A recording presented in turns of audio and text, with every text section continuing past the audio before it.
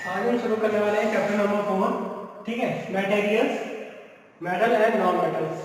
तो सबसे पहले मटेरियल की बात करें तो हमारे चारों ओर हमें जो भी चीज़ें दिख रही है, जितनी भी सारी चीज़ें हैं जो क्या है, जो नॉन लिविंग थिंग्स हैं, जितनी भी सारी चीज़ें हैं वो सारी क्या होती हैं, मटेरियल्स होती है। ठीक है, आपने पीरियोडिक टेबल के बारे में सुना होगा। एक चार्ट होता है बहुत बड़ा, उस पर कलरफुल नंबर्स होते हैं। ठीक है, उन पे कुछ सिंबल्स लिखे होते हैं, जैसे 1 पे एच लिखा होता है, 2 पे क्या लिखा होता है, एच ई लिखा होता है। तो वो पीरियोडिक टेबल जो होती है उसमें बहुत सारे एलिमेंट्स होते हैं, लगभग 120 एलिमेंट्स होते हैं। ठीक है, तो कुछ एलिमेंट्स तो क्या होते हैं, नेचुरल होते हैं, बट कुछ क्या होते हैं, कुछ डिस्कवर्ड हो रखे हैं। किसके द्वारा? साइंटिस्टों ने क्या कर रखा है, कुछ को डिस्कवर कर रखा है। तो उन्हीं उसी पीरियोडिक टेबल में कुछ आते हैं मेटल्स, कुछ आते हैं नॉन मेटल्स। ठीक है, तो इन्हीं मेटल्स और नॉन मेटल्स के बारे में पढ़ने हमने।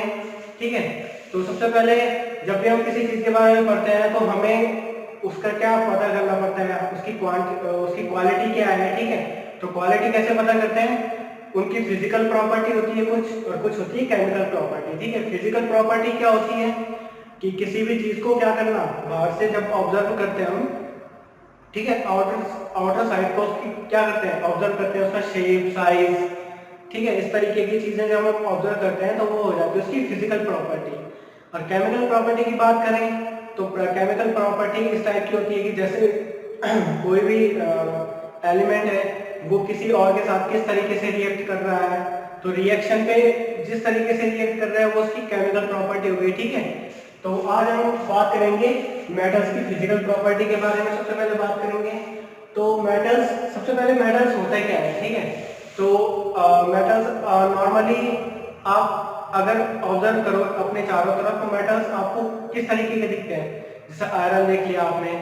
ठीक है, आयरन देख लिया, जितने भी व्हीकल्स हैं हमारे ये भी क्या है, सारे मेटल्स के बने होते हैं ना, उनकी जितने भी भाग जो आउटर बॉडी होती है उनकी वो सारी मेटल्स की बनी होती है। उनके जो इंजन्स हैं वो भी क्या होते हैं, मेटल्स के बने होते हैं।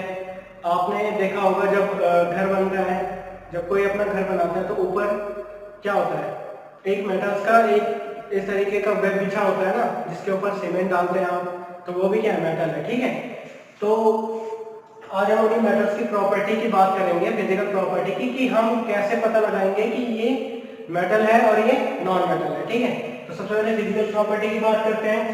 तो सबसे पहला है हमारे पास, सबसे पहला पॉइंट है, all metal except mercury is solid in room temperature. ठीक है, जितने भी मेटल्स हैं हमारे, सिर्फ मर्क्यूरी भी छोड़ के, मर्क्यूरी क्या होता है, पारा बोलते हैं जिसे, इसे Hg से क्या करते हैं, Hg इसका सिंबल होता है, जो पीरियोडिक टेबल में जो सिंबल्स होते हैं ना, इसका सिंबल है Hg।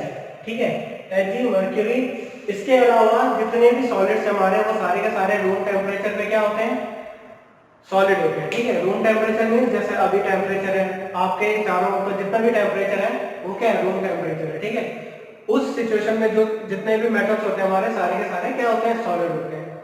ठीक है, तो अब इसके अलावा सॉलिड भी देखना है और इसके अलावा कुछ और चीजें भी हैं। अब मेटल्स तो सॉलिड होते ही हैं, उसके अलावा तो लकड़ियां भी सॉलिड होती है ना, वुड्स भी सॉलिड होती है, तो वो भी क्या मेटल्स हो गए? नहीं। ठीक है, तो इसी तरीके से मेटल्स के साथ साथ, सॉलिड होने के साथ साथ और भी कुछ प्रॉपर्टीज है वो भी देखनी है। सेकंड चीज है हमारी, और ये सबसे याद रखने वाली बात है, जो मर्क्यूरी होता है हमारा, ठीक है, पारा होता है, ये हमेशा रूम टेम्परेचर में क्या होता है, लिक्विड स्टेट में होता है। ठीक है, इसको लिक्विड स्टेट मान सकते हैं हम। एक्सेप्ट फ्यू मेटल्स, किसी किसी मेटल्स को छोड़ के, सच एज जैसे सोडियम हो गया, पोटेशियम हो गया। ठीक है, इनको छोड़ के all metals have high density. Metals की क्या होती है, हाई डेंसिटी होती है। डेंसिटी मींस आप किस तरीके से डेंसिटी को एक सिंपल प्रैक्टिकल लैंग्वेज में अगर आप कहो कि डेंसिटी वो है, अगर मैं किसी पीस ऑफ मेटल को पानी में क्या करूं, ड्रॉप करूं, तो वो क्या होता है, पानी के नीचे चले जाता है। ठीक है, जो पानी का सरफेस होता है ना, लोअर सरफेस होता है, उस पर चले जाता है, तो वो क्या डिनोट कर रहा है कि उसकी डेंसिटी क्या है, बहुत हाई है। ठीक है, तो ये हो गई डेंसिटी की बात। सिर्फ सोडियम और पोटेशियम को छोड़ के और सब मेटल्स की डेंसिटी क्या होती है, बहुत हाई होती है। ठीक है, थर्ड वन है हमारे पास, all metals except sodium, potassium and lead. ठीक है, आर हार्ड। जितने भी मेटल्स हमारे वो सारे हार्ड होते हैं, सिर्फ इन तीनों को छोड़ के, ठीक है। सोडियम हो गया, पोटेशियम हो गया और लेड हो गया। इन तीनों को छोड़ के जितने भी मेटल्स होते हैं वो सारे क्या होते हैं, हार्ड होते हैं। हार्ड मीन्स इस टाइप के, ठीक है। अगर आप उस पर हाथ पटकोगे तो हाथ में दर्द होगा आपके। उसके बाद की चीजें हैं, मैलिएबिलिटी आती है एक। मैलिएबिलिटी ये एक बहुत अच्छी प्रॉपर्टी है मेटल की, ठीक है। मैलिएबिलिटी मीन्स होता है कि आपने देखा होगा कि बहुत सारी क्या होती है, मेटल शीट्स होती हैं। आपने छतों पे देखा होगा ना, कई लोगों ने छतों पे भी क्या लगाया रहता है, मेटल शीट्स लगाई रहती है, जिनको हिंदी में चादरें बोलते हैं, कि चादरें बिछा रखी है उन्होंने छत के ऊपर, ठीक है। तो जो मेटल शीट्स होती है, जो मेटल होता है उसको क्या करते हैं, जब हैमर से पीट के थिन शीट में चेंज कर सकते हैं, उस क्वालिटी को बोलते हैं मैलिएबिलिटी, ठीक है। तो मैलिएबिलिटी क्या क्वालिटी हो गई, मेटल्स को हैमर से पीट के थिन शीट में चेंज करना मैलिएबिलिटी होती है, ठीक है। अब इसी तरीके से डक्टिलिटी भी होती है। उनको क्या करना, मेटल को हम क्या कर सकते हैं, बारीक वायर के रूप में क्या कर सकते हैं, वायर के शेप में उसे हम फॉर्म कर सकते हैं। तो वो जो क्वालिटी होती है मेटल की उसे कहते हैं डक्टिलिटी, ठीक है।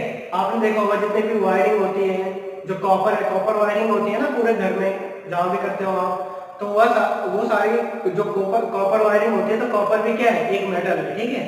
तो कॉपर भी ऐसा तो है नहीं कि नेचुरली हमने जहाँ से माइन होती है वहीं से ये वायर के शेप में निकला होगा, वहां से वो पत्थरों के शेप में निकलता है, पत्थरों से फिर उसे एक्सट्रैक्ट करके अलग से निकाला जाता है, फिर उससे क्या किया जाता है, फिर उसे मोल्ड करके शेप दिया जाता है, शेप देने के बाद उसे वैक्स में कन्वर्ट किया जाता है।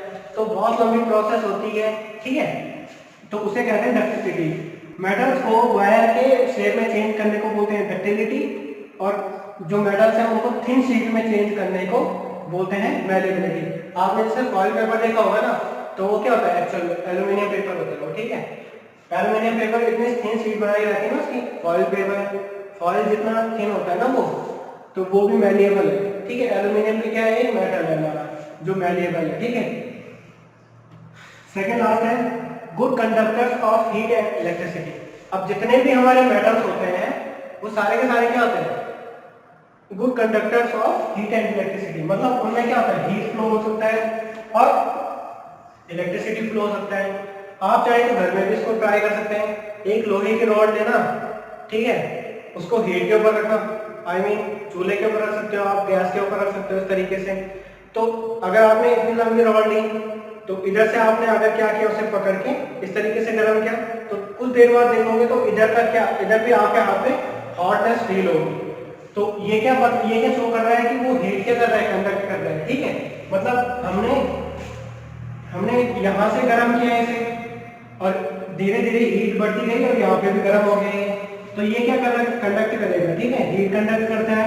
इलेक्ट्रिसिटी कंडक्शन भी हम क्या कर सकते हैं, मेजर कर पता लगा सकते हैं कि कौन सा मेटल है कौन सा नॉन मेटल है। तो आप क्या कर सकते हो, एक सेल ले सकते हो आप, ठीक है, जो सिंपल सेल होता है ना जिससे रिमोट वगैरह चलता है, वो ले सकते हो, उस पर इस तरीके की वायरिंग कर सकते हो, कॉपर वायरिंग की। यहाँ पे एक बल्ब लगा दिया, ठीक है, और यहाँ पे थोड़ा सा गैप छोड़ दिया। अब इस गैप में क्या करना है आप एक वो ले लेना, आयरन नील्स होते हैं ना, कीलें होती हैं जो हम दीवार पे लकड़ी पे ठोकते हैं, तो वो लेके आप यहाँ पे रख देना इसे, इस तरीके से कील को। तो तब देखना कि ये बल्ब जलता है कि नहीं जलता। अगर ये जलेगा तो समझ लो कि ये क्या, आयरन नील्स क्या है, कंडक्ट कर रहा है, और ऑब्वियस सी बात है वो कंडक्ट करेगा, ठीक है, because iron is a metal, और metal always good conductor of heat and electricity, ठीक है। लास्ट में हमारे पास सोनोरस। सोनोरस क्या होता है कि जब हम मेटल्स को आपस में बजाते हैं, जैसे आपने मान लो कि 2 आयरन नेल्स ली, ठीक है, इसमें सब बहुत छोटी छोटी होती है, आपने उन दोनों को क्या किया, एक दूसरे के साथ स्ट्रक किया। स्ट्रक करने में रिंग की आवाज आती है, जैसे घंटी बजती है ना, जैसे डोर बेल देखी होगी आपने, वैसे बजती है। तो उसी टाइप की क्या आती है, उसमें आवाज आती है। तो उसी आवाज को क्या बोलते हैं, रिंग करने वाली आवाज को बोलते हैं सोनोरस, ठीक है। ये सोनोरस क्या हो गया, इसका फिजिकल क्वालिटी हो गई, ठीक है। आप जब भी पता लगाना चाहो कि ये मेटल है या नॉन मेटल है, तो उसको उठा के आप क्या कर देना, स्ट्रक कर देना। अगर आपको रिंग जैसी आवाज आई, ठीक है, जैसे डोर बेल जैसी आवाज होती है उसकी, जैसे आप मंदिरों में जाते हो ना तो घंटी बजाते हो, तो वो भी तो एक मेटल होता है, तो उस टाइप की आग आ जाती है, ठीक है। तो उस टाइप की आग है तो आप समझ सकते हो कि वो क्या है, मेटल है आपका, ठीक है। अब इसके बाद नेक्स्ट टॉपिक करते हैं